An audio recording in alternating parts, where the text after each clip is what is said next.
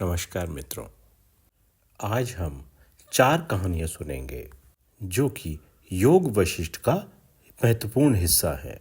यह एक महत्वपूर्ण ग्रंथ है जो अद्वैत वेदांत और योग दर्शन से संबंधित है। यह ग्रंथ एक संवाद के रूप में है जिसमें ऋषि वशिष्ठ भगवान श्री राम को आत्मज्ञान, वैराग्य और ब्रह्म ज्ञान का उपदेश देते हैं। तो चलिए शुरू करते हैं अपनी पहली कहानी। पहली कहानी का शीर्षक है राजा शिखध्वज और उनकी पत्नी लीलावती। प्राचीन काल में मालवा नामक एक राज्य था जिसके राजा शिखध्वज थे। वे एक धर्मपरायण और न्यायप्रिय राजा थे। उनकी पत्नी लीलावती बहुत सुंदर, बुद्धिमान और ऐश्वर्यशाली रानी थी। राजा शिखध्वज को धीरे धीरे संसार की असारता का बोध होने लगा। वे सोचने लगे कि यह राज्य, धन, परिवार और भौतिक सुख संपत्ति क्षणिक हैं। उन्होंने वैराग्य धारण करने का निर्णय लिया और संन्यास लेकर जंगल में तपस्या करने चले गए। राजा के संन्यास लेने से लीलावती अत्यंत दुखी हो गई। वे राजा से बहुत प्रेम करती थीं और उनके बिना जीवन व्यर्थ समझने लगीं। कुछ समय बाद उन्होंने भी वैराग्य धारण करने का निश्चय किया और राजा की खोज में जंगल की ओर चली गई। जब लीलावती जंगल में पहुंची तो उन्होंने देखा कि राजा शिखध्वज एक साधु के रूप में ध्यान में लीन है। उन्होंने राजा से विनती की कि वे राजमहल लौट आए, परंतु शिखध्वज ने कहा कि यह संसार माया का खेल है, अब मैं इसे त्याग चुका हूँ। लीलावती भी वहीं रहने लगी और उन्होंने राजा के साथ योग और ध्यान का अभ्यास करना शुरू किया। धीरे धीरे उन्होंने आत्मज्ञान प्राप्त कर लिया और समझ लिया कि संसार केवल एक भ्रम है। जब लीलावती ने आत्मज्ञान प्राप्त कर लिया तो उन्होंने राजा शिखध्वज से कहा, हे राजन, तुमने केवल बाहरी संसार को त्यागा है, लेकिन तुम्हारा मन अभी भी संन्यास और वैराग्य के विचारों में बंधा हुआ है। सच्चा वैराग बाहरी वस्त्रों को त्यागने में नहीं, बल्कि मन के सभी बंधनों से मुक्त होने में है। राजा ने यह सुनकर ध्यान लगाया और गहरे चिंतन में चले गए। अंततः उन्हें भी आत्मज्ञान प्राप्त हुआ।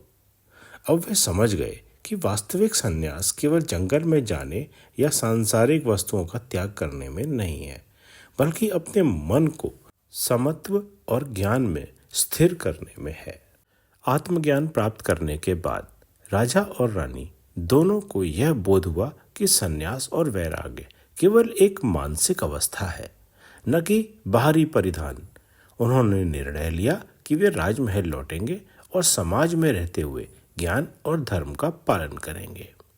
राजा शिखध्वज और रानी लीलावती वापस अपने राज्य में लौट आए और एक ज्ञानी शासक के रूप में प्रजा का कल्याण करने लगे।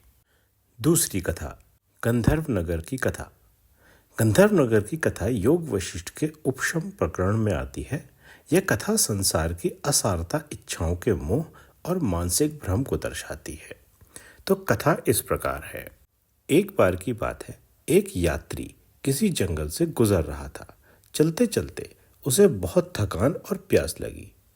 वह आराम करने के लिए एक पेड़ के नीचे बैठा और वहीं विश्राम करने लगा। थोड़ी ही देर में उसे सामने एक भव्य नगर दिखाई दिया। यह नगर बहुत ही सुंदर था। चारों ओर स्वर्णिम महल, ऊंची अट्टालिकाएं और मनमोहक उद्यान थे। उसमें सुख, शांति और ऐश्वर्य का अद्भुत दृश्य था। नगर में लोग हंसी खुशी रह रहे थे। व्यापार और संगीत का अद्भुत संगम था। यात्री उस नगर की भव्यता को देखकर मोहित हो गया और उसने वहां रहने का निश्चय किया। यात्री ने नगर में प्रवेश किया और वहां अपने जीवन की शुरुआत कर दी। उसने वहां व्यापार शुरू किया और धीरे धीरे बहुत धनवान बन गया। उसने एक सुंदर स्त्री से विवाह किया और उसका एक परिवार भी हो गया। समय बीतता गया, उसके बच्चे हुए और उनका पालन पोषण हुआ। उसने एक सफल जीवन व्यतीत किया। वह पूरी तरह से इस नगर के ऐश्वर्य और भोग विलास में डूब चुका था। कई वर्ष बाद एक दिन वह यात्री अपनी बालकनी में बैठा था। अचानक से तेज हवा चलने लगी। उसके चारों ओर का दृश्य बदलने लगा। नगर की सारी इमारतें धुंधली होने लगीं। उसके परिवार, मित्र और धन दौलत सब गायब होने लगे। देखते ही देखते पूरा नगर अदृश्य हो गया और वह फिर से उसी पेड़ के नीचे बैठा हुआ पाया गया।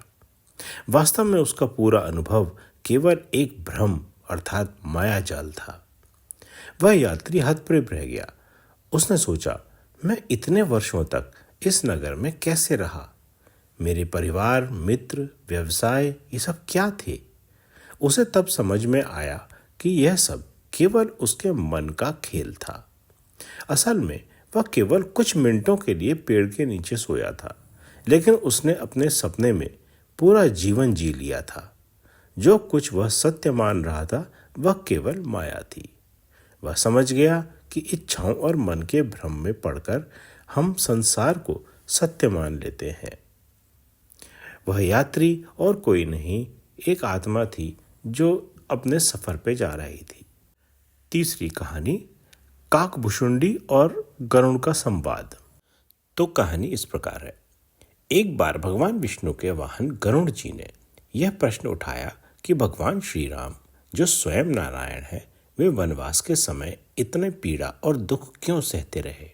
क्यों उन्होंने माता सीता का हरण होते हुए सहन किया? क्यों वे मनुष्य की तरह दुख भोगते रहे? क्या वास्तव में वे सर्वशक्तिमान हैं या फिर यह केवल एक लीला है? इन प्रश्नों के उत्तर न मिलने के कारण गरुड़ जी भ्रम में पड़ गए और वे समाधान की खोज में ऋषियों के पास जाने लगे। इस खोज में वे कई ज्ञानी ऋषियों से मिले, लेकिन पूर्ण समाधान नहीं मिला। अंततः वे काकभुशुंडी जी के पास पहुंचे, जो सदा कौवे के रूप में रहकर भगवान श्री राम का भजन करते थे। काकभुशुंडी जी ने गरुड़ जी की जिज्ञासा का स्वागत किया और कहा, हे गरुड़ जी, आप बड़े ही सौभाग्यशाली हैं कि आपको भगवान श्री राम के चरित्र को समझने की जिज्ञासा हुई।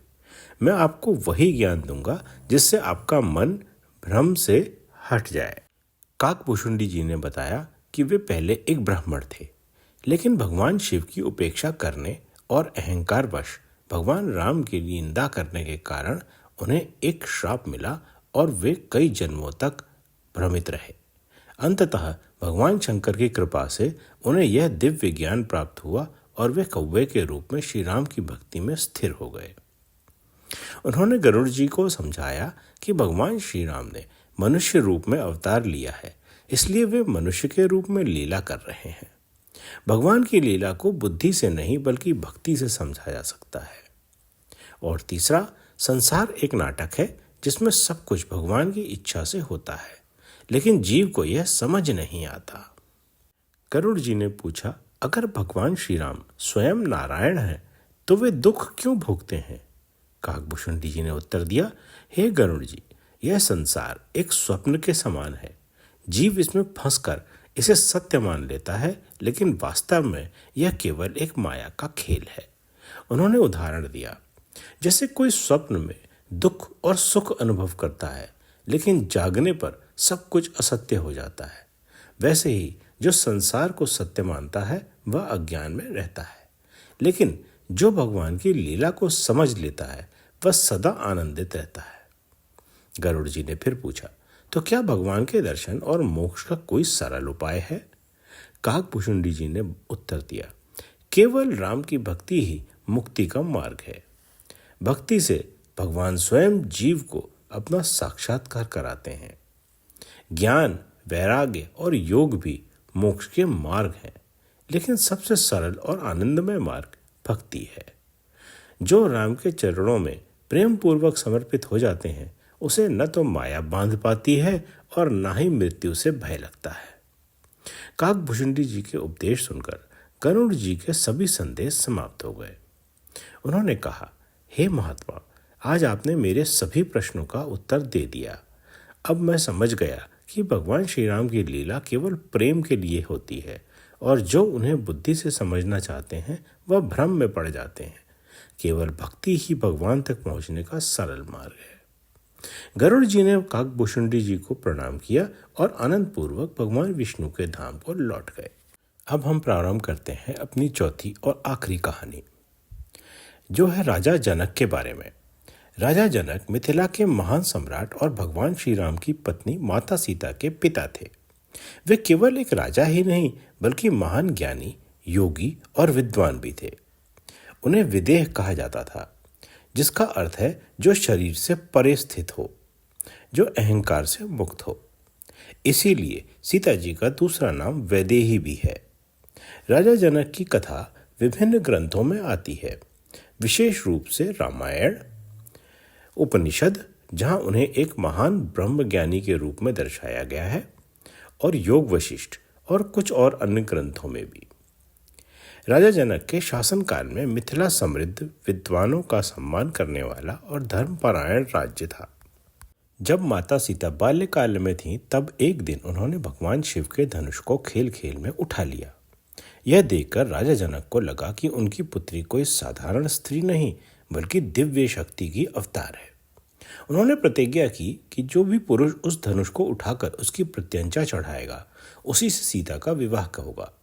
श्री राम ने गुरु विश्वामित्र के साथ मिथिला पहुंचकर वह धनुष तोड़ा और माता सीता से विवाह किया।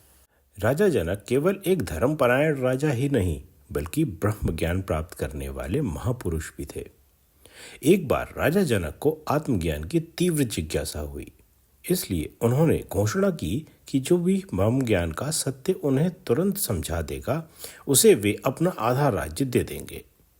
सभी विद्वानों ने उन्हें ग्रंथों और शास्त्रों से ज्ञान देने की कोशिश की, लेकिन कोई भी राजा जनक की जिज्ञासा को शांत नहीं कर पाया। तब महर्षि अष्टावक्र नामक एक युवा ऋषि उनके दरबार में आए। अष्टावक्र जी ने कहा, राजन, आत्मज्ञान कोई शब्दों का विषय नहीं, ये प्रत्यक्ष अनुभव की बात है। फिर उन्होंने राजा जनक को कुछ ही क्षणों में आत्मज्ञान की ओर प्रेरित किया। मैं शरीर नहीं, आत्मा हूं। राजा जनक को यह बोध हुआ कि वे शरीर या मन नहीं है बल्कि एक शुद्ध आत्मा है। संसार केवल माया है और सत्य केवल अनुभव से जाना जा सकता है। इसके बाद राजा जनक को अद्वैत ज्ञान की प्राप्ति हुई और वे मुक्त अवस्था में रहने लगे, फिर भी अपने कर्तव्यों का पालन करते रहे। राजा जनक के दरबार में महान ऋषि याज्ञवल्क्य भी आते थे। एक दिन राजा जनक ने उनसे आत्मा और ब्रह्म के बारे में प्रश्न किया। याज्ञवल्क्य ने उन्हें समझाया कि आत्मा न तो जन्म लेती है न मरती है। जो आत्मा को जान लेता है वह सभी दुखों और बंधनों से मुक्त हो जाता है। केवल ज्ञान ही नहीं बल्कि अनुभव और ध्यान से ही यह बोध प्राप्त होता है। राजा जनक ने इस ज्ञान को आत्मसात किया और वे विदेह मुक्त कहलाने लगे, अर्थात जीते जी जीवन से मुक्त हो जाना। एक बार राजा जनक अपने शयन कक्ष में सो रहे थे। उन्होंने स्वप्न में देखा कि उनका पूरा राज्य छिन गया है। वे एक निर्धन व्यक्ति बन गए हैं। वे जंगल में भटक रहे हैं, भूख प्यास से तड़प रहे हैं। एक साधु ने उन्हें खाने के लिए भोजन दिया, लेकिन जैसे ही उन्होंने खाने की कोशिश की, एक हाथी ने वह भोजन गिरा दिया। इस पीड़ा से वे जोर से चिल्लाए और उनकी नींद खुल गई। जब वे जागे तो सोचने लगे, वह राजा जनक कौन था जो सपने में निर्धन बन गया, और मैं कौन हूं जो जागकर फिर से राजा बन गया।